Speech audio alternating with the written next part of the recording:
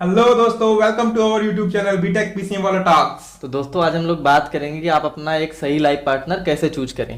भाई आजकल हमारे न्यूज चैनल्स पे या न्यूज़पेपर में हम लोग बहुत बार देखने को मिलता है कि शादियां बहुत जल्दी जल्दी टूटती जा रही हैं। तो हम एक अपना सही लाइफ पार्टनर कैसे चूज करें?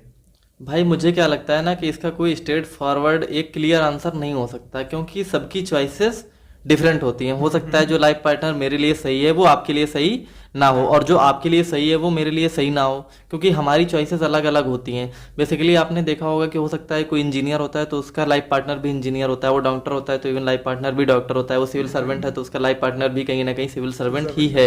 लोग कोशिश करते हैं कि वो जिस प्रोफेशन में है उसी प्रोफेशन का उनका लाइफ पार्टनर भी हो। बट कहीं कहीं आपने अपवाद भी देखा होगा कि लोग अगर सोचते हैं कि लोग सोचते हैं कि मैं इस प्रोफेशन में हूं तो कोई दूसरा मिल जाए, क्योंकि एक दूसरे के मिलने से वो कमी कहीं ना कहीं जो कमी है वो पूरी हो जाएगी। तो कुछ लोग सोचते हैं कि जो मेरी स्ट्रेंथ है वो अगर सामने वाले की वीकनेस है तो मेरी स्ट्रेंथ उसके काम आएगी, और जो मेरी वीकनेस है अगर सामने वाले में वो स्ट्रेंथ है तो वो मेरे काम आएगी। तो कहीं ना कहीं हमें अक्सर चीज़ें देखने को मिलती हैं कि मतलब लोग लाइफ पार्टनर अपने लाइफ पार्टनर चुनने के लिए लोग अपना अपना एक क्राइटेरिया रखते हैं। बट कहीं ना कहीं मुझे लगता है कि ये चीज़ ज़्यादा इंपॉर्टेंट है कि अगर हम किसी चीज़ में अच्छे नहीं हैं और सामने वाला इंसान अगर लाइफ टाइम के लिए हमारे साथ आ रहा है और उसके आने से जो चीज़ हमारी अच्छी नहीं वो बेहतर हो जा रही, तो आई थिंक ये चीज़ ज़्यादा बेटर है एक सेम प्रोफेशन होने के बजाय। क्योंकि कभी कभी अगर लाइफ पार्टनर या हमारा जो पार्टनर होगा वो बिल्कुल एकदम से सेम होगा तो कहीं ना कहीं लाइफ भी बोरिंग होती जाएगी, क्योंकि हम अपनी ही छवि को देख के कहीं ना कहीं परेशान होते हैं।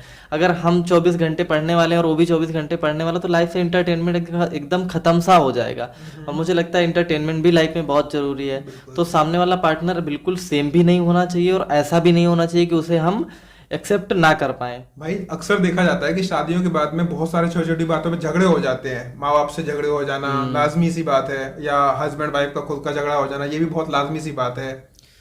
तो कहीं ना कहीं भाई उन झगड़ों की वजह से रिश्ते भी बहुत जल्दी ख़त्म होते हैं। तो मुझे लगता है कि उनसे बचने के लिए कहीं ना कहीं हमें क्या लगता है कि हमें कभी कभी ये लगता है कि सामने वाले का काम बहुत आसान है, इसको तो कोई काम ही नहीं होता है हाँ, और ये मैं कर लेता तो अच्छा होता, या मेरी जगह होती तो इसको पता लगता। सही ठीक है, बात तो है। कहीं ना कहीं हमें उसके लिए कहीं ना कहीं अपनी रिस्पॉन्सिबिलिटीज़ को डिवाइड कर लेना चाहिए और हमें एक दूसरे के काम में टांग बिल्कुल नहीं अड़ानी चाहिए। अगर मेरे हिसाब से लगता है कि ये चीज़ बेटर है तो आप एज ए सजेशन आप उन्हें बताइए कि ये चीज़ बेहतर हो सकती है, आई थिंक। ठीक है, बट आप कभी अपनी पूरी मर्जी सामने वाले पे मत थोपिए।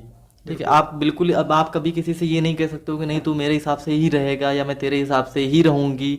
और अगर आप अपने ही मर्जी के रहना चाहते हैं तो ये भी कहीं ना कहीं गलत है, क्योंकि अगर आपको अपने ही मर्जी का रहना था तो आप किसी के पार्टनर ना बनते। क्योंकि अगर आप किसी के पार्टनर बने हैं तो उसके सुख भी आपके हैं और उसके दुख भी आपके आपके हैं। और मुझे लगता है मैरिज एक बहुत बड़ी रिस्पॉन्सिबिलिटी है। ठीक है, तो सब कहीं ना कहीं सबसे पहले तो शादी करने से पहले आपको अपना टाइम लेना चाहिए एक दूसरे को जानने और समझने में, क्योंकि कल अलग होने से अच्छा है कि आज साथ रह लें और टाइम ले लें एक दूसरे को जानने के लिए।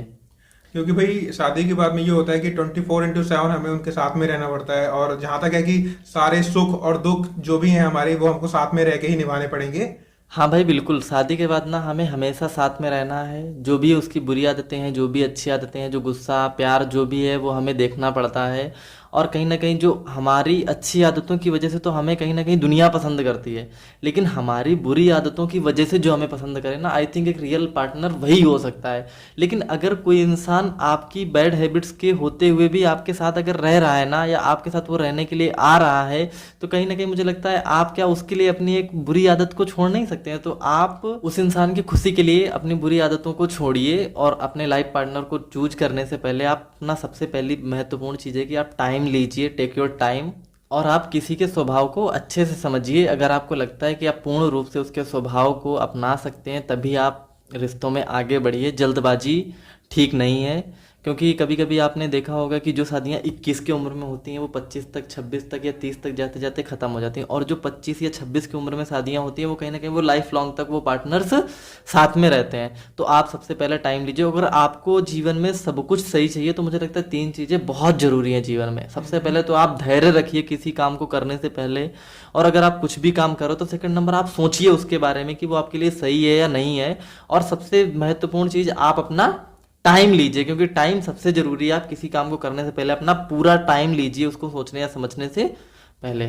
तो दोस्तों सर ने एक बहुत अच्छा एग्जांपल दिया कि टाइम लीजिए। तो इसके लिए मैं सबसे एक एग्जांपल दे सकता हूँ आपको कि जो हमारा जो आजकल में बच्चे होते हैं वो 9 महीने में होते हैं। तो अगर वो बच्चा अगर 7 महीने में पैदा होगा तो उसकी आप कल्पना कर सकते हैं कि वो कितना वीक होगा। और वहीं अगर कोई बच्चा 9 महीने में पैदा हो रहा है तो वो हष्ट पुष्ट होगा, हेल्थी होगा, ब्रेन डेवलप होगा उसका हर एक चीज। तो ये सबसे अच्छा सॉल्यूशन है कि आप अपना लाइफ पार्टनर चूज कर रहे हैं तो एक टाइम लीजिए उस चीज के लिए, और समय के साथ में हर चीजें सुधरती चली जाती हैं। और लाइफ पार्टनर चूज करते समय आप सामने वाले इंसान की सपनों का, ख्वाहिशों का पूरा ध्यान रखिए, क्योंकि कहीं ना कहीं जो भी आपके जीवन में आ रहा है तो उसके सपने आपके हैं और आपके सपने कहीं ना कहीं उसके हैं। तो आप इस चीज़ का भी ध्यान रखिए और अंडरस्टैंडिंग को बेहतर रखिए, क्योंकि गलतियां सबसे होती हैं। अगर इंसान ही नहीं रहेगा तो आई थिंक उसकी गलतियों का आप क्या करेंगे। तो थैंक यू दोस्तों, आई होप वीडियो आपको अच्छी लगी होगी। तो वीडियो को लाइक करिए और चैनल सब्सक्राइब करना बिल्कुल भी ना भूलें। मिलते हैं नेक्स्ट वीडियो पे। चक चक रहिए।